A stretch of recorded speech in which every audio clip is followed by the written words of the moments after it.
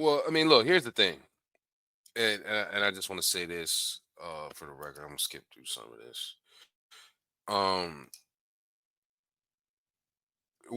we're far too dependent on government in general to be as freedom loving as we are here in the United States, to take all the risks that we do living life, dealing with the dangers of people carrying guns and all the unknown weapons and the different systems that we're up against and battling on a daily basis, whether it's big pharma, big agriculture, uh big government, um, big warmongering, weapons manufacturing companies, uh, man, big porn, um, big law enforcement activities, and that whole judicial branch and the overreach that we're constantly having to fan off, that they continue to step against the line. All of the things that we deal with here. Yet many of us still insist, well, the government has to help. The government has to help, especially the president. Why is so much expectation on the president when essentially, based on what his functions are, according to the Constitution that we all hear and talk about so much, he's essentially a glorified ambassador to the rest of the world for trade purposes, for in maintaining the border in the army. That's really it. All these other issues with your schools, your law enforcement, police killing you, uh, things being taught in schools that you don't like, judges throwing the book at you and telling you to read it and whatnot. All that's dealt with locally. Judges are elected locally, law enforcement from your mayor, your city council, the sheriff, um, the student, not student, the board of education. Okay, county officials, city officials, state officials are all having more of an impact on your and my day-to-day life here in the United States than the president ever could. Yet we're all, for the most part, there's no attention that goes on to these things, and everybody's putting all of this expectation on one president who's not even designed to really touch local issues at all. Now, in recent times, there's been all this about executive orders, really the abuse of the executive order, actually. And that's how the president, has been able to insert himself without having to go through Congress and without really having to, seek permission from anyone else. But even then, it's still a lot of limits. We got to get off the breast, the nipple of the federal government, folks.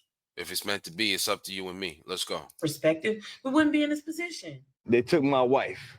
This man who wished not to be identified says his wife is from Venezuela and has lived in the United States for a few years. She was one of three people taken from this home.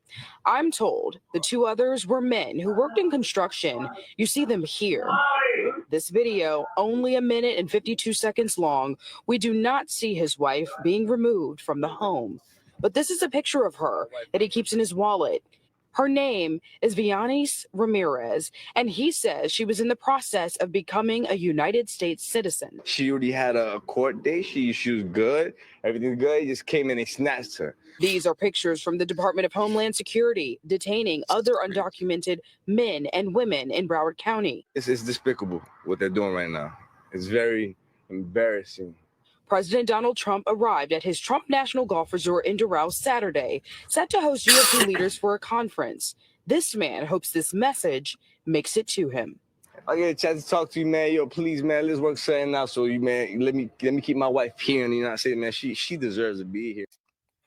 Yeah, I'm not sure what his deal was. That seemed a bit sensationalized or manufactured. It didn't show that here, but I remember seeing that guy before saying that he actually voted for Trump somewhere else.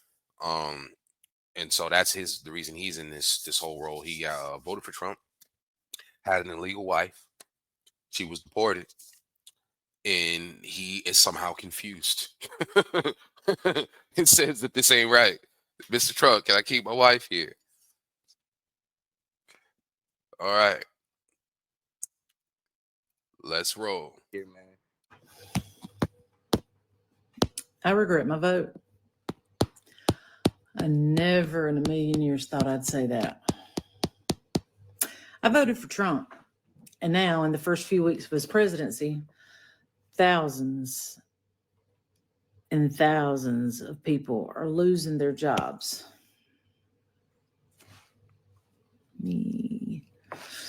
So I was the administrator over location discrepancy. So over the last 4 years, we've been studying just exactly where BFE was.